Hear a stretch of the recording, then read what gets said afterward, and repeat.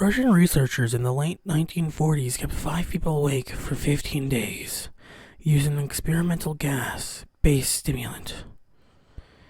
They were kept in a sealed environment to carefully monitor their oxygen intake so the gas didn't kill them, since it was toxic in high concentrations. This was before closed-circuit cameras, so they only had microphones and 5-inch thick glass porthole-sized windows into the chamber to monitor them. The chamber was stocked with books, cots to sleep on, but no bedding, running water, and toilet, and enough dried food to last all 5 for over a month. The test subjects were political prisoners deemed enemies of the state during World War II. Everything was fine for the first 5 days. The subjects hardly complained, having been promised, even though it was falsely, that they would be freed if they submitted to the test and didn't sleep for 30 days. Their conversations and activities were monitored, and it was noted that they continued to talk about increasingly traumatic incidents in their past. And the general tone of their conversations took a darker aspect after the 4-day mark. After 5 days, they started to complain about the circumstances and events that led them to where they were, and started to demonstrate severe paranoia. They stopped talking to each other, and began alternately whispering to the microphones and one-way mirrored portholes. Oddly, they all seemed to think that they could win the trust of the experimenters by turning over their comrades, the other subjects in captivity with them. At first, the researchers suspected this was an effect of the gas itself. After 9 days, the first of them started screaming. He ran the length of the chamber repeatedly, yelling at the top of his lungs for 3 hours straight. He continued attempting to scream, but was only able to produce occasional squeaks. The researchers postulated that he had physically torn his vocal cords. The most surprising thing about his behavior is how the other captives reacted to it. Or rather, didn't react to it. They continued whispering to the microphones until the second of the captives started to scream. The 2 non-screaming captives took the books apart, smeared the page after page with their own feces, and pasted them calmly over the glass portholes. The screaming promptly stopped. So did the whispering to the microphones.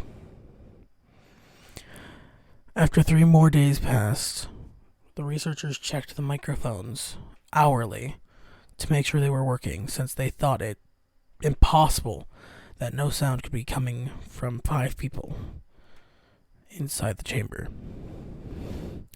The oxygen consumption in the chamber indicated that all 5 must still be alive. In fact, it was the amount of oxygen 5 people would consume at a very healthy level of strenuous exercise.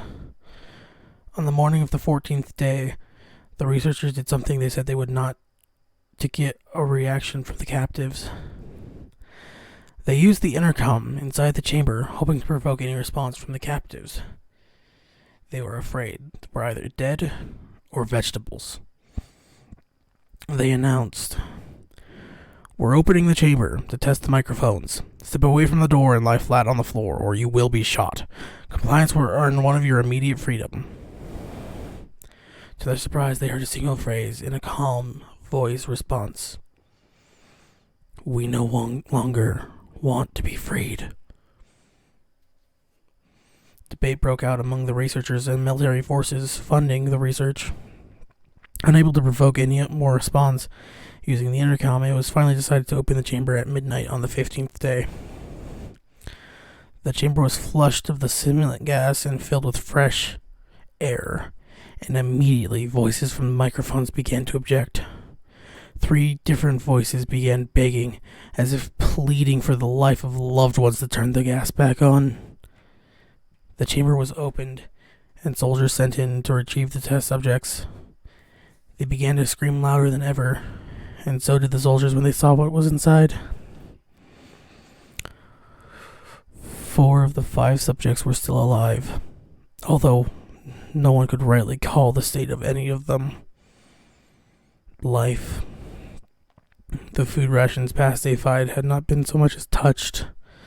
There were chunks of meat from dead test subjects' thighs and chests stuffed into the drain in the center of the chamber, blocking the drain and allowing 4 inches of water to accumulate on the floor. Precisely how much of the water on the floor was actually blood was never determined. All 4 surviving test subjects also had large portions of muscle and skin torn away from their bodies. The destruction of flesh and exposed bone on their fingertips indicated that the wounds were inflicted by hand, not with teeth, as the researchers initially thought. Closer examination of the position and angles of the wounds indicated that most, if not all of them, were self-inflicted.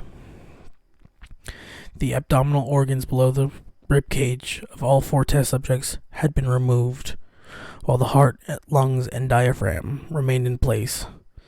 The skin and most of the muscles attached to the ribs have been ripped off, exposing the lungs through the rib cage. All of the blood vessels and organs remain intact. They had just been digging out and laid on the floor, fanning across the eviscerated but still living bodies of the test subjects. The digestive tract of all 4 could be seen to be working, digesting food. It quickly became apparent that what they were digesting was their own flesh that they had ripped off and eaten over the course of the days. Most of the soldiers were Russian special operatives at the facility, but still, many refused to return to the chamber to remove the test subjects. They continued to scream to be left in the chamber and alternatively begged and demanded that the gas be turned back on, lest they fall asleep. To everyone's surprise, the test subjects put up a fierce fight in the process of being removed from the chamber. One of the Russian soldiers died from having his throat ripped out. Another was gravely injured by having his testicles ripped off and an artery in his leg severed by one of the subject's teeth. Another 5 of the soldiers lost their lives if you count the ones that committed suicide in the weeks following the incident.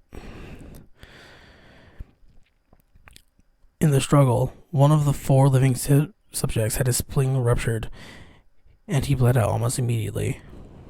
The medical researchers attempted to sedate him, but this proved impossible. He was injected with more than 10 times the human dose of morphine derivative and still fought like a concerned animal, breaking the ribs and arm of one doctor. When the heart was seen to beat for a full 2 minutes after he had bled out to the point where there was more air in his vascular system than blood, even after it stopped, he continued to scream and flail for another 3 minutes, struggling to attack anyone in reach, and just repeated the word, "more," over and over, weaker and weaker, until he finally fell silent. The surviving 3 subjects were heavily restrained and moved to a medical facility. The 2 with intact vocal cords continuously begged for the gas, demanding to be kept awake. The most injured of the 3 was taken to the only surgical operating room that the facility had. In the process of preparing the subject to have his organs placed back within his body, it was found that he was effectively immune to the sedative they had given him to prepare him for surgery. He fought furiously against his restraints when the anesthetic gas was brought out to put him under. He managed to tear most of the way through a 4-inch wide leather strap on one wrist, even though the weight of a 200-pound soldier holding that wrist as well.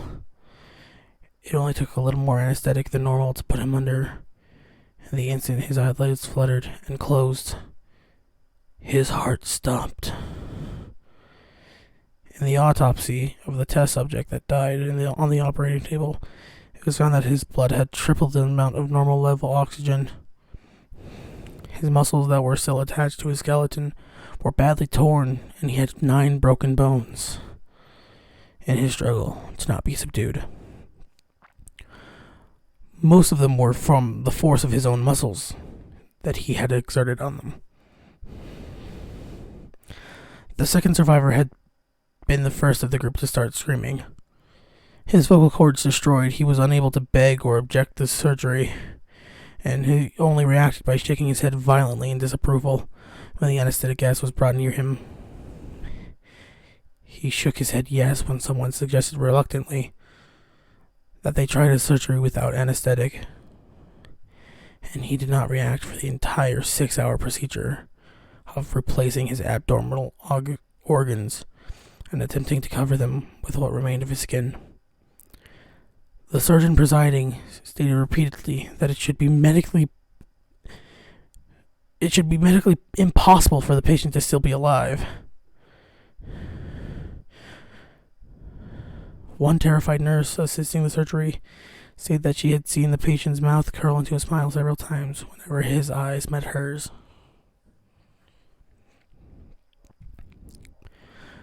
When the surgery ended, the subject looked at the surgeon and began to wheeze loudly, attempting to talk while struggling. Assuming this must be something of drastic importance, the surgeon had a pen and pad fetched so the patient could write his message. It was simple. Keep cutting. The other two subjects were given the same surgery, both without anesthetic as well. Although they had been injected with a paralytic for the duration of the operation, the surgeon found it impossible to perform the operation while the patients laughed continuously. Once paralyzed, the subjects could only follow the attending researchers with their eyes. The paralytic cleared their system in a normally short period of time. They were soon trying to escape their bonds. The moment they were able to speak again, they were asking for the stimulant gas. The researchers tried asking why they had injured themselves, why they had ripped out their own guts, and why they wanted to be given the gas again. Only one response was given. I must remain awake. All three subjects' restraints were reinforced, and they were placed back into the chamber, awaiting determination as to what should be done with them. The researchers, facing the wrath of their military benefactors for having failed the stated goals of their project, considered euthanizing the surviving subjects. The commanding officer, an ex-KGB, instead saw potential and wanted to see what happened if they were put back on the gas. The researchers strongly objected, but were overruled. In preparation for being sealed in the chamber again, the subjects were connected to an EEG monitor and had their restraints padded for long-term confinement. To everyone's surprise, all three stopped struggling the moment it was let slip that they were going back on the gas. It was obvious that at this point, all three were putting up a great struggle to stay awake. One of the subjects that could speak was humming loudly and continuously. The mute subject was straining his legs against the leather bonds with all his might. First left, then right, then left again, for something to focus on. The remaining subject was holding his head off of his pillow and blinking rapidly, having been the first to be wired for the EEG. Most of the researchers were monitoring his brain waves in surprise. They were normal most of the time, but sometimes flatlined inexplicably. It looked as if he were repeatedly suffering brain death before returning to normal.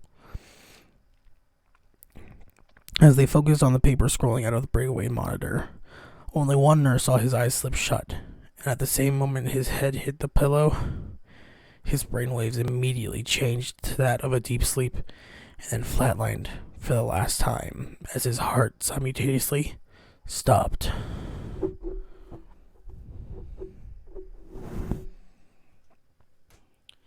The only remaining subject that could speak started screaming to be sealed in now.